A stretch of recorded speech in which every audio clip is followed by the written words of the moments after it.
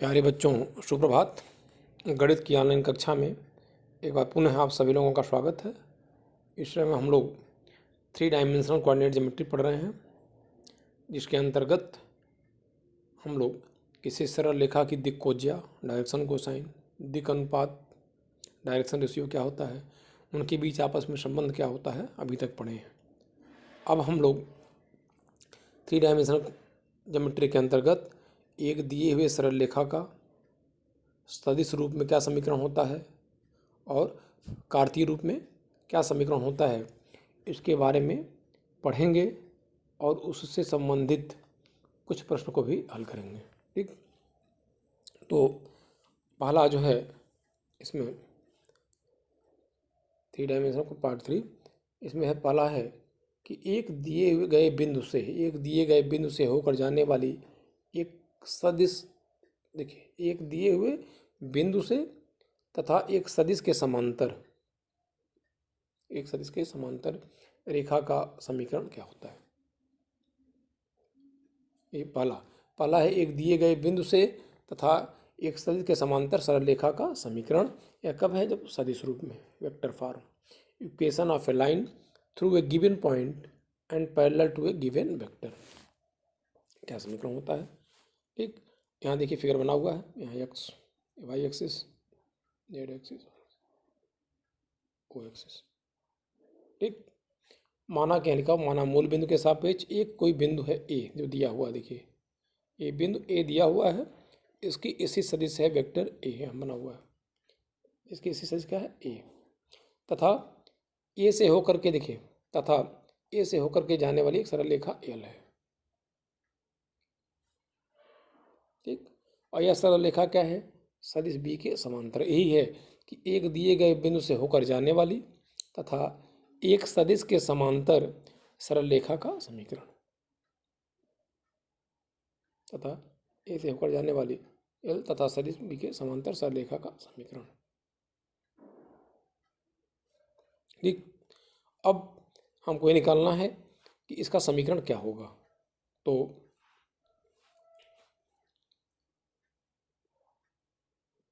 ये सरल रेखा है। ठीक, हमने सरल रेखा पर कोई एक बिंदु P मान लिया है, देखिए P लिखा हुआ है, उसका कोऑर्डिनेट है x, y, z, P x y z। इस बिंदु P की मूल बिंदु के सापेक्ष स्थित सदिश क्या है? वेक्टर r है, वेक्टर r है। इस सरल रेखा पर एक बिंदु P स्थित है जिसकी स्थित सदिश वेक्टर r है। ठीक, अब क्योंकि ये सरल रेखा एल इस सदिश बी के क्या है? समांतर है। ठीक, इस प्रकार क्या हो जाएगा, जो वेक्टर यदि हम ए पी ले लें, वेक्टर यदि ए पी ले लें तो वेक्टर ए पी क्या होगा? सदिश बी के समांतर होगा। और चूंकि वेक्टर ए पी सदिश बी के समांतर है, इसलिए वेक्टर ए पी बराबर हो जाएगा लेमडा इन बी। लेमडा क्या है? एक अदिश राशि है। ठीक, यदि दो वेक्टर ए और बी कोई लेना, हम ए और बी समांतर हैं आपस में, तो बी ऐसे भी लिखा सकता है लेमडा ए। इसी तरह से क्योंकि वेक्टर ए पी सदिश बी के क्या है? समांतर है, इसलिए वेक्टर ए पी बराबर हो जाएगा लेमडा बी। ठीक है, अब जरा यहाँ देखा जाए, इसमें त्रिभुज ओ ए पी में देखिए ओ पी माइनस ओ ए, पहले ही बताया जा चुका है कि सदिश का योग कैसे करते हैं, गणना करते हैं। तो त्रिभुज ओ ए पी में ओ पी माइनस ओ ए बराबर क्या है? Vector A. Vector O P minus vector O A बराबर है vector A P. O P बराबर वेक्टर ओ पी बराबर क्या है? Vector R minus O A बराबर वेक्टर ए बराबर लेमडा बी। ठीक, इसलिए वेक्टर आर बराबर हो जाएगा A plus lambda B. A vector R बराबर हो गया A plus lambda into vector B. यही जो है, यही उस सरल रेखा का समीकरण है जो एक बिंदु ए, जिसकी इसी सदिश क्या है? ए है, ए से जाती है तथा बी सदिश के क्या है? समांतर है। ठीक।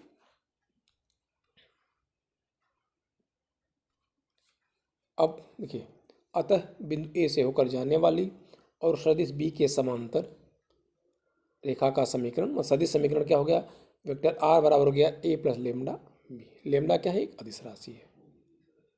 यदि यहाँ यदि सरल रेखा मूल बिंदु से होकर जाती है, मूल बिंदु से होकर जाती है, तो वेक्टर के ए क्या सदिश उसकी क्या हो जाएगी, जीरो हो जाएगी।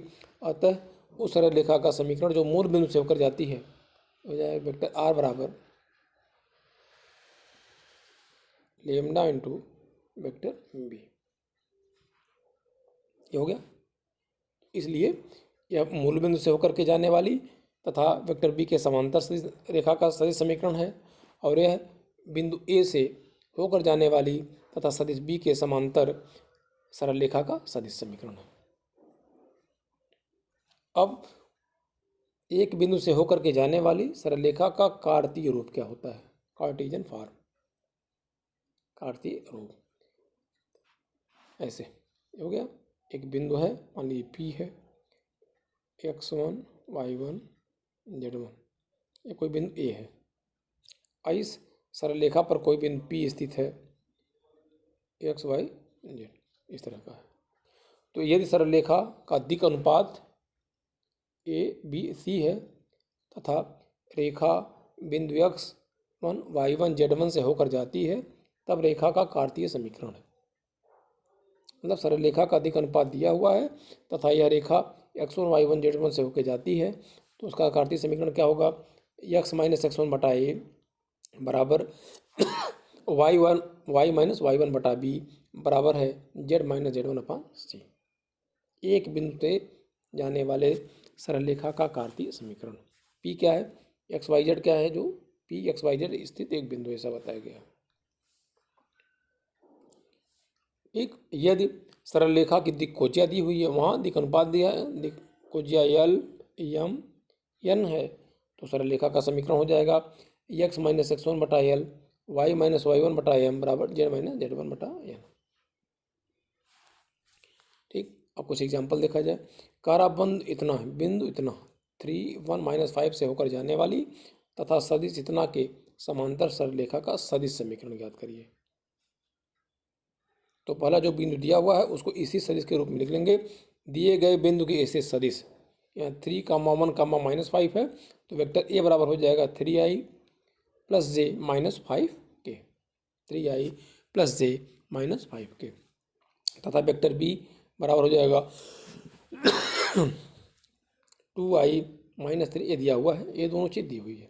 मतलब कि बिंदु ए से होकर जाने वाली तथा वेक्टर बी के समांतर सरल रेखा का समीकरण। तो हम जानते हैं कि बिंदु ए से होकर जाने वाली तथा सदिश बी के समांतर सरल रेखा का समीकरण ये हो जाएगा आर बराबर हो जाएगा ए प्लस लेमडा बी। तो आर बराबर हो गया A plus lambda B. Vector R का मान हो गया ए प्लस लेमडा हो गया और बी का मान रख दिया गया है। ठीक। वेक्टर आर बराबर क्या हो जाएगा, आई का पद एक साथ करके आई कॉमन ले गया, प्लस जे वाला पद एक साथ करके आई जे कॉमन लेकर के ओके लिख लिया गया। इस तरह ये सरल रेखा का समीकरण हो गया। ठीक। दूसरा एग्जाम्पल देखा जाए। काराबिंदु 2 कामा माइनस 1 कामा 3 से होकर के जाने वाली सरल रेखा का समीकरण ज्ञात करिए जिसका दिक् अनुपात दिया हो। ठीक। तो दी गई सरल रेखा का दिक् अनुपात दिया है 4 कामा माइनस 5 कामा 6 हो गया 4 माइनस 5 6 हो गया। अब बिंदु क्या हुआ 2 कामा माइनस 1 कामा 3, मतलब दिक् अनुपात दिया हुआ है और एक बिंदु दिया हुआ है जिसको हमने मान लिया x1 y1 z1। x1 बराबर 2 हो जाएगा, y1 बराबर माइनस 1 हो जाएगा, z1 3 हो जाएगा। हम जानते हैं कि सरल रेखा का समीकरण, एक बिंदु से जाने वाली सरल रेखा का समीकरण ठीक होता है x माइनस x1 बटा ए y माइनस y1 बटा बी बराबर z माइनस z1 बटा सी। मान रख देंगे, ये आ जाएगा, यही आंसर हो जाएगा। तो दो तरह का हो गया, एक तो एक बिंदु से जाने वाली तथा एक सदिश के समांतर सरल रेखा का समीकरण वेक्टर रूप में हो गया, और ये हो गया कार्टेशियन रूप। ठीक। अब आता है कि 3 डायमेंशनल कोऑर्डिनेट ज्योमेट्री में अक्षों का समीकरण क्या होता है। 3 डायमेंशनल कोऑर्डिनेट ज्योमेट्री हम ले, जैसे 2 डायमेंशनल में क्या था, ये एक्स एक्सिस था, एक्स एक्सिस ऐसे था, x x dash y y dash 0, ठीक। तो एक्स एक्सिस का समीकरण क्या था, वाई बराबर 0 था, और वाई एक्सिस का समीकरण क्या था, एक्स बराबर 0 था, ये था, ठीक। तो ये हो गया। अब हमको ये देखना है कि जब 3 डायमेंशनल कोऑर्डिनेट ज्योमेट्री है, ऐसे ये वाई हो गया, ये मूल बिंदु मान लीजिए, ये एक्स हो गया, ये जेड हो गया, ठीक। तो वाई है, देखिए एक्स एक्सिस पे वाई और जेड का मान 0 हो जाएगा। वाई एक्सिस पे एक्स का मान 0 और जेड का मान 0, और जेड एक्सिस पे एक्स बराबर 0 और वाई बराबर 0 का, तो उसी को ऐसे इस रूप में लिखा गया है।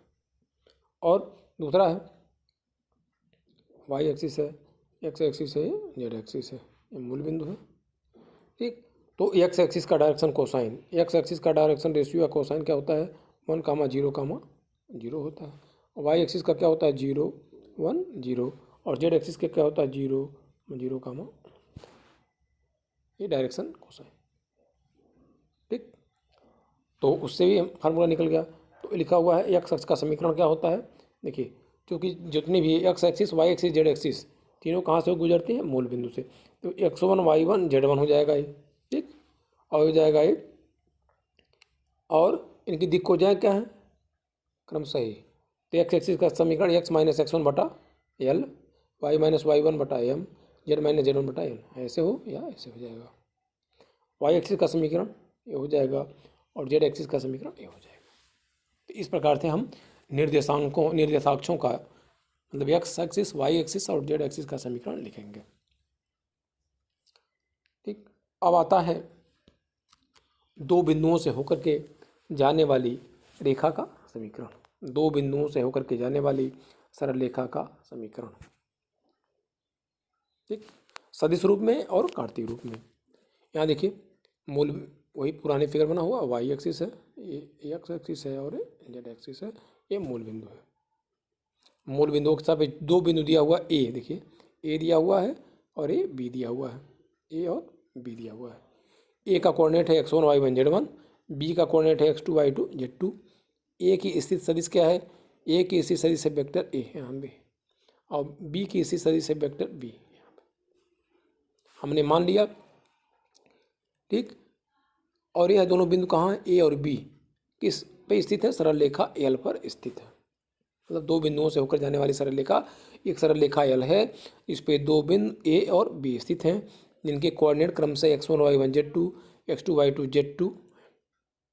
स्थित सदिश क्या है, ए है और बी है, और बी है, ठीक। इस सरल रेखा पे हमने मान लिया कि कोई एक बिंदु P है, स्थित है P, जिसका निर्देशांक है x, y, z है, जिसकी स्थित सदिश क्या है, r है। बिंदु P की स्थित सदिश क्या है, r, मतलब OP बराबर वेक्टर OP बराबर है r, ठीक।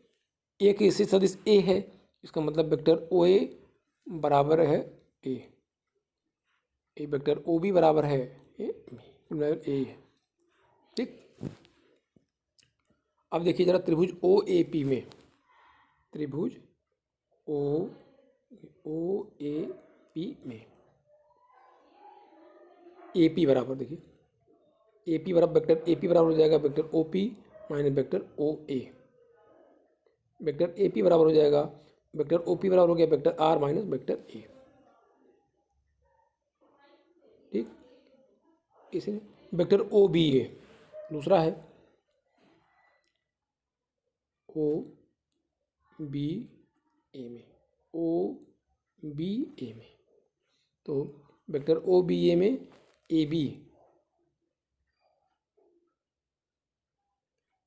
वेक्टर AB बराबर क्या हो जाएगा, OBA में वेक्टर AB,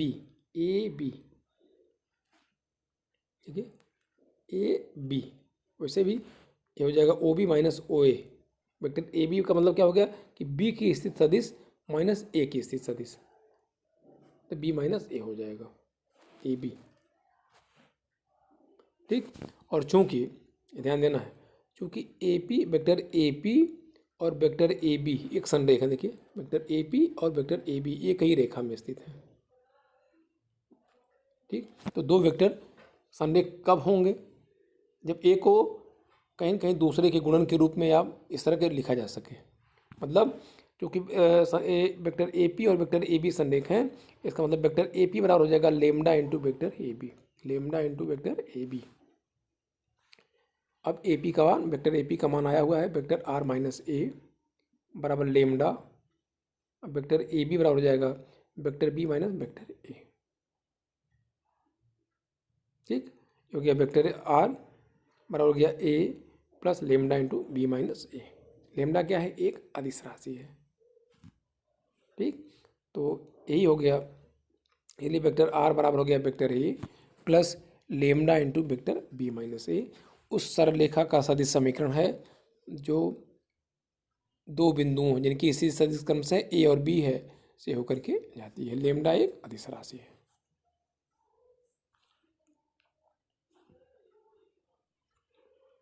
अब कार्तीय रूप, ये पहला वाला सदिश रूप में था, दूसरा कार्तीय रूप में है।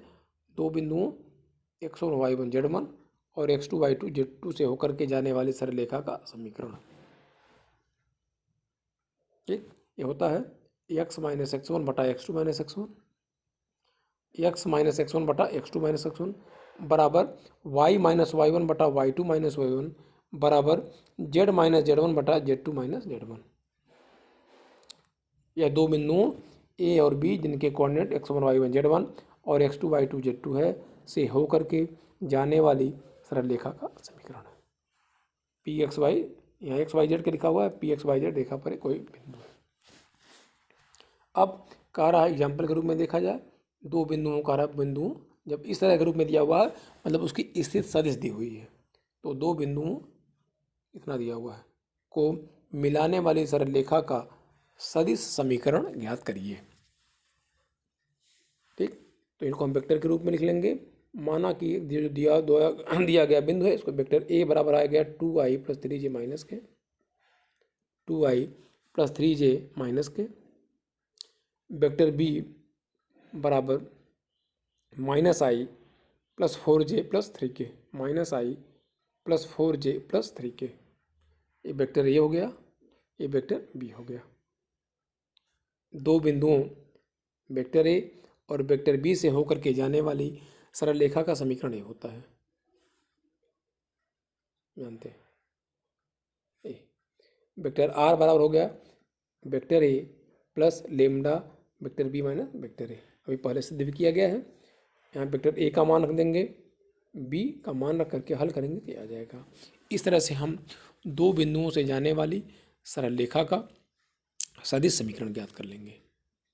ठीक, तो यह प्रश्न किसी एक बिंदु से जाने वाली सरलरेखा का समीकरण तथा किसी दिए हुए स्थिति के समांतर तथा दो बिंदुओं से होकर के जाने वाली सरलरेखा का सदिश समीकरण, ये अक्सर 2 नंबर कम से कम परीक्षा में पूछता ही है, हर साल पूछा जाता है।